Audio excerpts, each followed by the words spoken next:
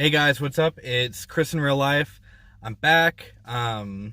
Listen, I just want to apologize to anyone that's been following my channel at all or trying to. Just a quick update. I've messed up my back really bad. I have a herniated disc and it's been painful as all hell. I've been watching and reading a lot of sports and news and stuff like that. I just wanted to do a quick update. Basically through week 2, how our defense has looked, trade rumors, how our offense has looked, Tyreek injury. So we're going to cover all of that real fast. So just to get started, through week 2, we're 2-0. We went into Jacksonville. We didn't look as good as I wanted to. We had a lot of really big plays. Sammy Watkins exploded onto the scene, and that's really exciting for a multifaceted of different reasons. And one of the reasons being is, even if we do make a Super Bowl run, we have someone or something in our pocket later down the road if for whatever, sorry, I just started my car. It's a lot hotter than I thought it was supposed to be.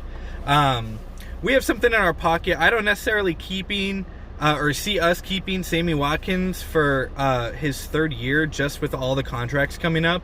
But if he can get a really good year in, or even solid, even finishing with, maybe 800 or 900 yards, and maybe around anywhere between 7 to 10 touchdowns by the end of the year, I see Chiefs trading him just to free open cap space, maybe bring in an elite corner, then be able to pay Chris Jones, pay another elite corner if we're able to snag one. And we'll get into that later with the Jalen Ramsey stuff. I know that we were also looking at getting Malik, but he ended up going to the Steelers. I don't really see why the Steelers got him, especially knowing that they lost Ben for the rest of the year. So maybe it's more of like a building him towards the future sort of thing. To me, in my head, just with the picks that they used, it just seemed sort of wasted, just risking their franchise going on in the future, if more than likely. I know that Big Ben said that he plans on coming back healthier and continuing to play.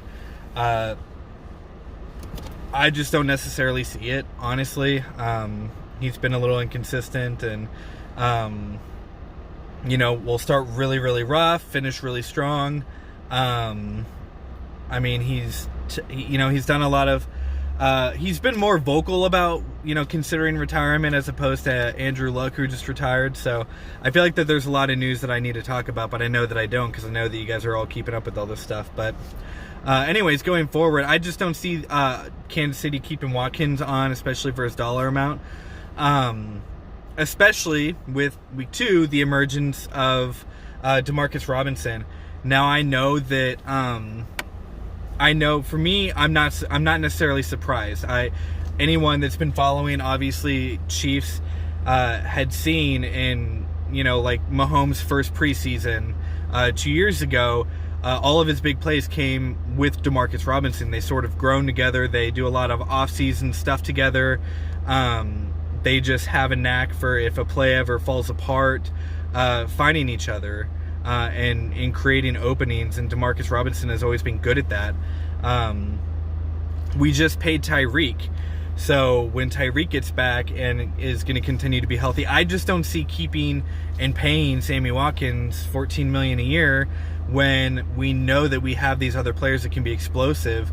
If the call never got flagged by the offensive line, then McCole Hardman would have had like 140 yards or something like that, with 2 touchdowns as well. So he would have had a big day as well, and Mahomes could have ended the game with like 510 passing yards. You know what I mean? So keeping Sammy Watkins, I want him to do well. I want to see him do well. I want to see him succeed. I want to see him be healthy. He's a really good guy. He's not. He's not the type of player to go off and brag about everything that he's doing, or carry himself as an elite player, but he can be elite when he's healthy, and it seems like he's doing all the right things to maintain being healthy. So he's going to take us pretty far. So I do want to see him do well, in the sense that he could potentially be trade bait. Do we need, with the emergence of Demarcus Robinson and finally seeing what he can do in a quarter alone. 1 quarter is, all he really needed to be able to put up all these numbers. So, and McCole Hardman, he had openings and could get open. And the more that they play together, the more, and the more they practice together, the better they're going to get as well. And Hardman has a few stuff like being able to block downfield that they need to work on, for it to round out, but he's going to keep getting better. So, and I know that he wants to. So yeah, that's basically the offense. Now the defense, our run defense has just been awful. I don't know what it is with having a really powerful defensive line, and some pretty decent linebackers. I think that our defense still has the potential to be top 15, maybe even top 10. I feel like there were rumors, after last night, if you guys had seen, Jalen Ramsey asked for a trade, and a lot of people, I saw a lot of fans, wanting to get him. In my head, I kind of want, Chiefs to get him. If we did get him, I don't see him being the type of player that he is. When Jacksonville was successful, you didn't really see him be as outgoing and aggressive about some of the stuff that he did, because they were winning, and they were winning a lot. And so I think that that's one of the things to think about. And I don't think just with our locker room. I think with our locker room and our coaching staff, I don't see them putting up with that at all. Being pushovers and, Jalen Ramsey would know that with the Marcus Peters situation, that you argue with your coach, that's a burnt bridge. I mean, you get into these fights or these arguments and you say stuff that you don't mean in a heated moment. And I think that he wants obviously the potential to get a Super Bowl. So I think that it would clean up a lot. Chiefs are pretty good about that. Really about humbling their players and creating an environment where you're working for the people around you as opposed to yourself.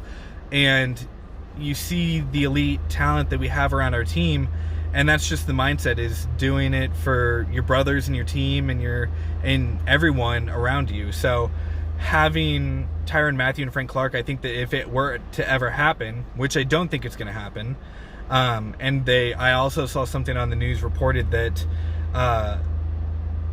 ever since he asked for his trade and to be traded, Chiefs are no longer interested. With the locker room that we have, we don't want that sort of environment to intoxicate basically those around them, where if things don't go your way, you just give up.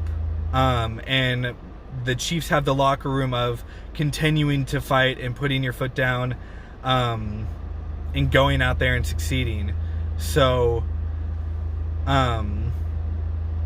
either way, like I said, I think that if it were to ever happen, I think that we have the people in the locker room to really nip that shit in the butt.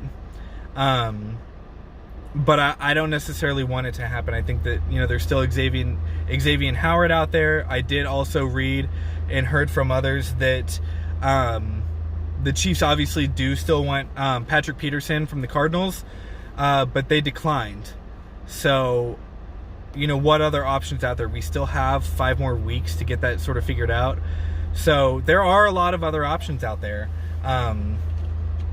I think that a good move would try to be to go get Xavier Howard, or just sort of wait and sort of see how things happen, or continue rolling the dice. In my opinion, I know that there have been some exposed plays, but like in the Jaguars game, Ward got exposed a little bit.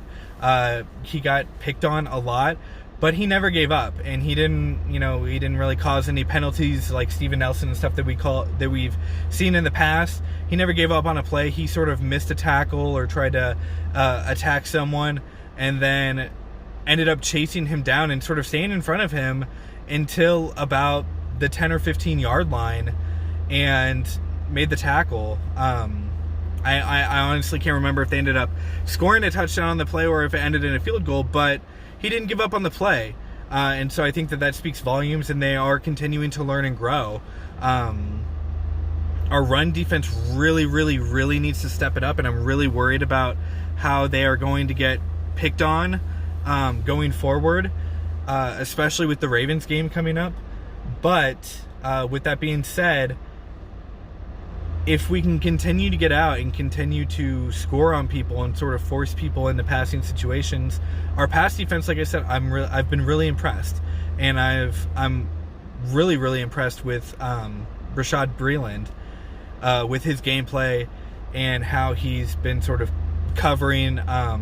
Kendall Fuller has looked pretty decent. He could be better, but he's made some pretty big plays as well. He was one of the big turning tides in the Oakland game with a pass breakup that he had that sort of shifted the momentum and led to a blowout second quarter. So there's a lot of stuff to look forward to. I just wanted to drop in and do that quick update. With trades, defense, offense through week 2, how everything's been going. Again, I apologize. I'm going to keep trying to doing these more. If you guys like these videos, continue to like and subscribe, share, drop some comments. What are you guys thinking about how we're doing so far in week 2? What are some of the stuff that you guys have seen, and what is something that you want me to talk about? I will definitely give you guys a shout out. I really want to see this channel expand a little bit more, and talk more Chiefs. You guys keep it going, and I'm all the way out in Ohio. I'm from Kansas though, and just trying to share some Chiefs love with the Chiefs Kingdom all over the world and the United States. So let me know what you guys think, and I'll talk to you guys next time. Bye.